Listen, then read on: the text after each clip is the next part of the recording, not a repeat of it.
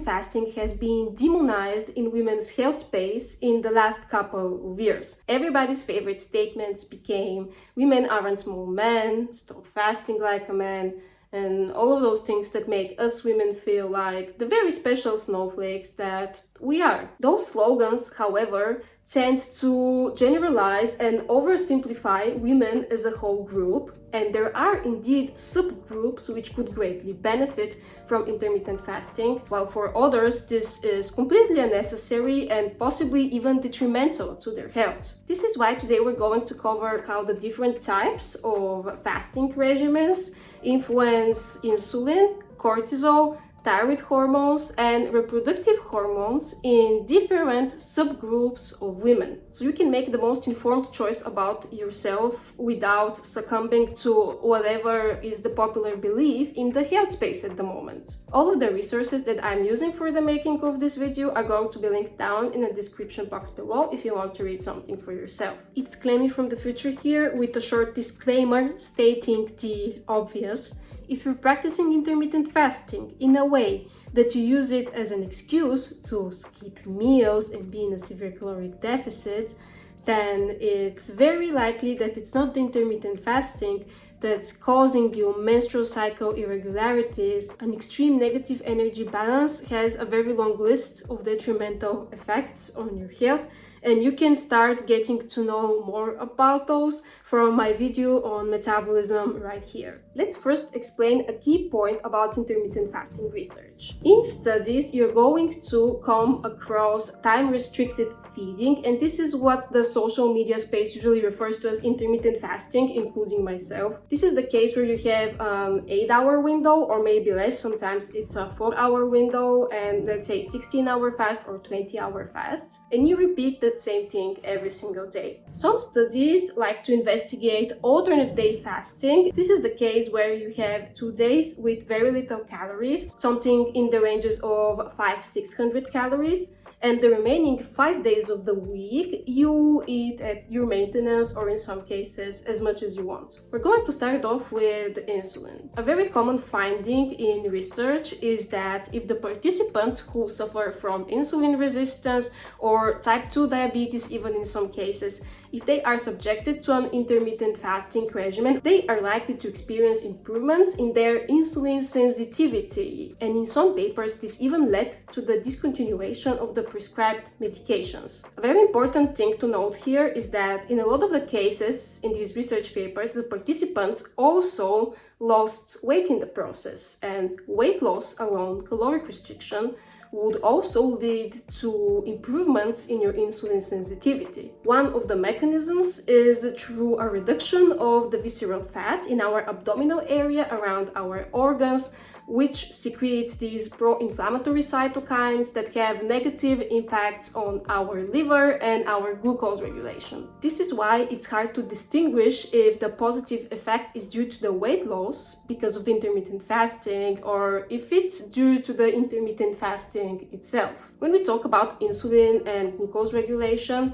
we can't really ignore the fact that the meal ingestion timing throughout the day greatly impacts our glucose tolerance. I also talked about this in my insulin resistance video. This became very evident in one paper where PCOS patients were subjected to 2 different types of intermittent fasting regimens. Fact-checking myself here on this specific study. It wasn't in fact an intermittent fasting study, okay? I don't know why it popped up in some of the reviews that I was reading. They were actually not completely fasting in the morning or in the evening. They were having very little amounts. So the group that had the earlier eating window, let's say, just had a very light dinner, about 190 calories, so said in the paper, and the other group had 190 calories at breakfast and a very large proportion of the energy at dinner, so 980. However, I believe it's still important to mention it, so I'm going to leave it in the video because of the whole topic about the importance of aligning our daily routine and our eating habits to our biological clock. None of the groups lost weight in the process, but there were fundamental differences in all of the other outcomes, and one of those were the levels of fasting insulin. They were improved only in the group that consumed the calories in the earlier part of the day. This is the so-called circadian time-restricted feeding, and this is what also Dr. Stacy Sims talks about in a lot of her podcasts and videos. This is the type of time-restricted feeding that tends to benefit people the most. Insulin is involved in the balance of our reproductive hormones, and this is very obvious in PCOS patients, for example. The higher the production of insulin in your body, the lower the levels of SHBG. This is the so-called sex hormone binding globulin. The main function of SHBG is to bind to estradiol and testosterone and transport those to the target tissues. Lower levels of SHBG means more free testosterone, more free androgens, which also contributes to the hyperandrogenism in PCOS patients and all of the negative symptoms such as androgenetic alopecia, so male pattern baldness, hirsutism, body hair in places where it shouldn't be, acne, and all of the other negative symptoms. I started having tea while filming these videos because my throat dries out so much. You're seeing a 20-minute video, but it probably took me 90 minutes to film this properly.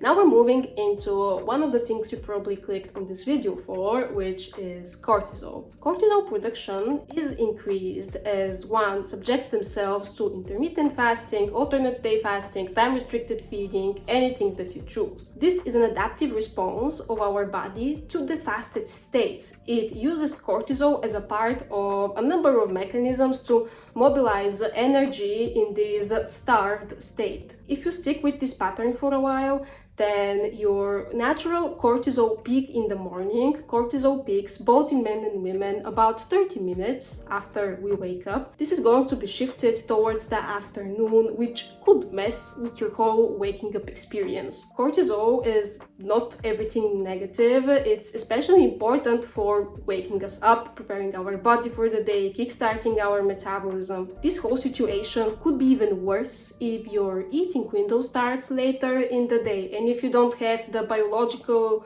rhythm circadian type of time-restricted feeding. Hypothetically, you would even go for a black coffee in the morning, which also increases your cortisol up a bit, especially if you consume it in a fasted state. Then you might go for a fasted workout, which also naturally any workout leads to an increase in cortisol. This is a completely normal biological response. So you can see how you're just stacking cortisol peaks at this point, and it might lead to you not feeling your most relaxed and anxiety-free self for the rest of the day. As you probably know, chronic stress is not the best thing to keep your menstrual cycle as regular as possible. One proposed thesis is that a higher production of cortisol leads to your body prioritizing this one instead of progesterone, and progesterone rises in the second half of your menstrual cycle, and it is the one that prepares your body for a pregnancy. There was also one research paper that investigated women who had miscarriages in the very early stage of pregnancy in the first few weeks, and all of them had higher urinary levels of cortisol. There are, of course, differences in cortisol production in how women and men, and even differences in between women, how they respond to stressful situations, so you can't really put all of the women even in the same category. But imagine you're in a period of your life right now that causes you more psychological distress due to a lot of other hormonal imbalances. As an example, you could take pregnancy, the period after the pregnancy, so postpartum, perimenopause as well, which are not the 1 or 2 week short time frames where you can just push through. Those longer periods that last months, or in the case of perimenopause, even years, could make your life in generally more stressful, and just adding another reason for your cortisol to spike might not be the most optimal decision in the moment. This is why when it comes down to cortisol, you need to make the right choice to yourself, your own specific situation. It doesn't matter if you're overweight or obese or PCOS in this case or lean. It matters that you assess your whole lifestyle and how would intermittent fasting fit into it currently. Enough about cortisol, we have to keep moving. So we're going over to our thyroid hormones. Our thyroid hormones, I have a whole video about nutrition and thyroid hormones. You can go and watch that if you find this interesting. Those are responsible for about 30% of your basal metabolic rate. So they are the main drivers of your metabolism. We're going to look at TSH, T3, and T4. TSH is the thyroid stimulating hormone, and this is the one that stimulates the production of T3 and T4. A higher TSH would mean that your body is trying to stimulate your thyroid to produce more T3 and T4 because it's not producing enough. So a high TSH usually comes together hand in hand with a low T3. In the case of intermittent fasting research, sometimes the case is that only one of the two is affected. This is another adaptive mechanism, like the one for cortisol, that your body uses when it's put in a starved, fasted state. The main goal is for it to preserve energy. It's very important to mention here that another thing that would lead to a drop in T3 would be moderate weight loss. And I'm not even talking about extreme caloric restriction here. Extreme caloric deficits are also going to lead to metabolic adaptation, which is the case where your basal metabolic rate is now lower, so the function of your thyroid hormones is also negatively impacted. Therefore, similar with the insulin discussion earlier, it's not 100% clear to what extent does the weight loss amount to the drop in T3 and how much comes from the intermittent fasting itself. Hypothyroidism and hyperthyroidism as well, so both over and under function of the thyroid gland, are tightly connected to your fertility, and both ends of the spectrum can detrimentally impact your chances to conceive. In one of the papers, they even mentioned that in patients with hypothyroidism, so an underfunction of the thyroid glands, they had to increase the doses of the medicine that they were taking for this during Ramadan. So, you know, Ramadan is the type of fast that Muslims do where they eat only during the night hours, and during the day they don't have anything, like not even water. Therefore, if you're struggling with a thyroid issue, it might not be your best option to adapt an intermittent fasting regimen right now. Another subgroup of people who would probably not benefit greatly from this specific influence are lean individuals who want to try out intermittent fasting. I know I said it's not clear if it's the weight loss or if it's the fasted state, but is it really worth it taking the risk when you really don't have any type of metabolic dysfunction? Just the risk-reward ratio is not something that I find appealing in the case. However, if you're somebody with metabolic syndrome, you're obese, you're suffering from insulin resistance, you have PCOS, then losing weight in general, which is recommended in a lot of the situations that I just explained, is going to lead to a reduction of your thyroid hormones probably anyways. And the benefits that you're going to experience regarding your metabolic conditions are definitely greater and are going to benefit so many other areas of your health. We're finally moving into the group that you anticipated so much, and those are our reproductive hormones. To be frank, there is not a lot of research on specifically reproductive hormones and intermittent fasting when it comes to women. It's mostly subgroups like PCOS patients and men, and that's it. So it's very hard to make any large conclusions. Let's start off with estrogen. The studies that talked about the impact of intermittent fasting on estrogen were mainly done on PCOS patients. Some of these PCOS patients might also at the same time be overweight or obese. This is the case for about 80% of the PCOS patients. Being overweight, having more fat, adipose tissue on your body leads to having higher levels of circulating estrogen. This is because of a specific enzyme that's found in the adipose adipose tissue, which converts androgens to estrogen. I think it was called aromatase. Higher estrogen levels than normal are not something that you would want to have. It's connected to an increased breast cancer risk and generally different types of fertility issues. Therefore, losing weight, reducing the amount of adipose tissue is going to lead to normalizing the estrogen production in your body. Let's talk independent from weight loss. I hope that you remember the paper from earlier where I talked about the earlier window for time-restricted feeding, where the patients, the PCOS patients, did not lose any weight in the process. In the same study, estrogen was also measured, and here the group that was eating most of their calories at night, their estrogen levels actually got worse after the study, although they did not gain any weight in the process. That's pretty much all the data we have on estrogen for now. So let's talk about the androgens, so the male hormones group. Androgens in intermittent fasting studies have been investigated largely in men and to some extent in women.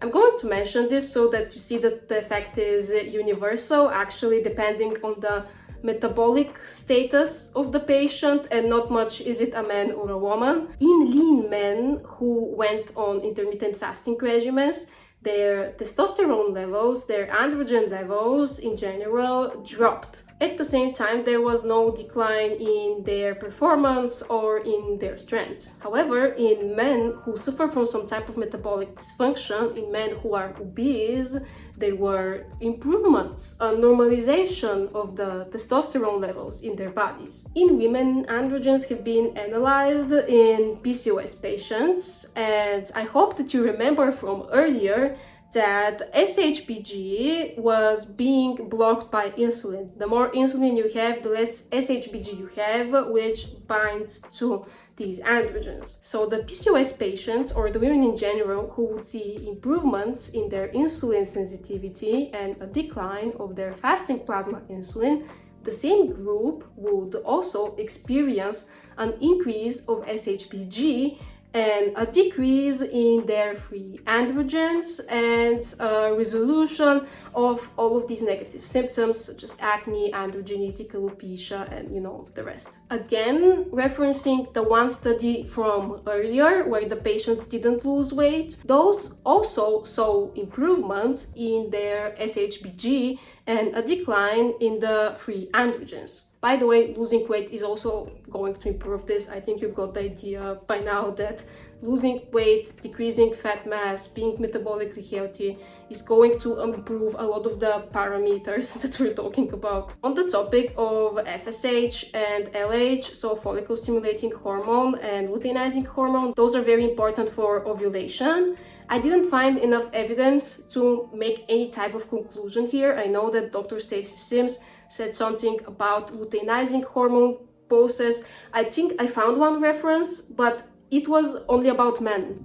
So this is kind of irrelevant to the whole topic of the video, and if she used the same reference, then I'm being pretty puzzled how does that tie to all of the videos about women's health. Finally, let's make a conclusion after all of the information that I presented to you today. If you're a lean individual who's not metabolically dysfunctional, you're not in a chronic state of inflammation, you're not overweight or obese, you don't suffer from insulin resistance, and you're just looking to further optimize your health, and if you're a woman on top of all of that, intermittent fasting might not be your best possible type of dietary pattern to adapt to your lifestyle, especially if it's not the circadian type of time-restricted feeding. If you're going to be consuming most of your calories in an eating window later on in the day, you might even worsen your glucose tolerance in the process. However, this group that I just addressed is not the majority of the population. There's a great deal of women out there who suffer from being obese, from insulin resistance, they have PCOS or other types of metabolic issues, and that group of people could benefit from an intermittent fasting regimen, especially if it's the only type of dietary pattern that they can see themselves adopting at the moment. The chances are that if they follow this dietary pattern, in comparison to their previous eating habits, they're probably going to be ingesting less food in general. They're going to be in a caloric restriction, and then this is going to start the chain of positive reactions regarding your whole hormonal profile. We need to keep in mind that it's the simplicity of intermittent fasting that makes it so attractive. If this is the first step that these people can take, then let them take it and don't try to discourage them from that. Of course, it's still crucial to watch what you eat, but some people find it harder to watch what they eat when they can eat that thing at every single point of the day. I hope that you can now see that this issue is not all black and white, and there is a lot more to discuss when talking about intermittent fasting, apart from are you a man or are you a woman. Thank you so much for being here with me today. I hope that you enjoyed the content of today's video. Let me know down in the comments if you did, and if you have a suggestion for the following video. In my description you can find all of my socials where I post recipes and other things, and also my website where I offer my nutrition counseling services. Like and subscribe so you don't miss another science-packed gem from me. Thank you again very much for watching, and I will see you in the next one.